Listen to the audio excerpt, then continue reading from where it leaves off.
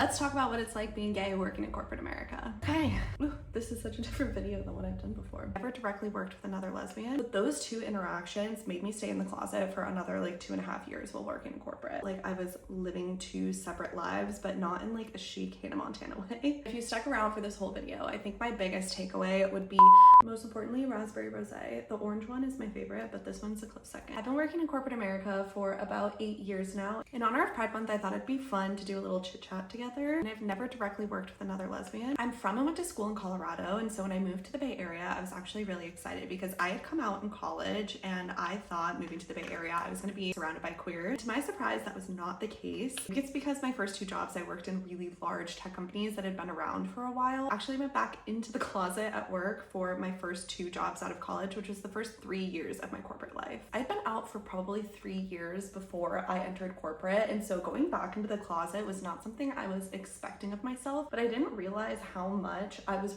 worried about the perception of who I was when I entered corporate. When you're queer or like part of a group, I feel like the things people say to you stick with you so much more than they probably realize. Anyway, there were two things that my coworkers had said to me pretty close to me getting there that made me immediately feel like this was just not a safe space. First one was that my boss at the time said a couple of crazy things about the gender neutral bathrooms, and basically she liked using one of the gender neutral bathrooms as like her own personal bathroom. So over the gender neutral sign, she actually printed out a woman's only sign and hung it up. When I asked her about it, she was like, I just don't want men peeing all over the place. And I tried to educate her about why it was important for us to have gender neutral bathrooms and that some people might feel more comfortable using them versus the other bathrooms in the back of our facility. End of the conversation, I was like, this is just uncomfortable for me. And she was like, why do you care so much? And I just like got really freaked out. So I just ended up going quiet, which is still something I regret to this day. And the second thing was that we had a sous chef for a briefing center, and he was like very flamboyantly gay. One time he was basically giving one of my coworkers constructive feedback about how he needed better communication when figuring out the ordering system. And when I walked away, she kind of scoffed and was like, oh, gay people, they're just so dramatic. And again, it's something that I just like didn't know how to deal with at the time. And so I was way quieter than I definitely would be now. But those two interactions made me stay in the closet for another like 2.5 years while working in corporate. And I was single at the time I started my first job. And so it was a little bit easier to hide that. Eventually, once I got into a relationship with my ex-girlfriend, I really felt like I was living two separate lives, but not in like a chic Hannah Montana way. I'm the type of person to really bring my full self to work, so it was really weird when people would ask me what I did over the weekend, and I just had to kind of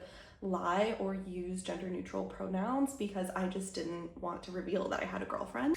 My second job was a little bit easier because it was entirely remote and everyone was just off camera the whole time, so I barely even knew what any of my coworkers looked like. When I decided to leave that job and go to a startup, I promised myself I would be out and open from day one. Fortunately, even though there weren't any queer people on the team, I was surrounded by so many allies at my third job, including my manager. She was just absolutely incredible, and even when my ex-girlfriend and I ended up breaking up, she was there for me the entire time, and I just feel so grateful. If you know anything about lesbian relationships, you know that a breakup is one of the worst things to go through. I did join the Pride Circle at that company, which was like our DEIB community group, but it still sucked being the only lesbian on my team. While it was cool to have community, there was not enough investment from the company that I almost wish they just didn't have it. For example, we had Pride events every single June, and the way the company showed up was just not super impactful. We didn't have any executive sponsorships, and so it just didn't feel like the company cared that much, and so a lot of the events that we ended up running just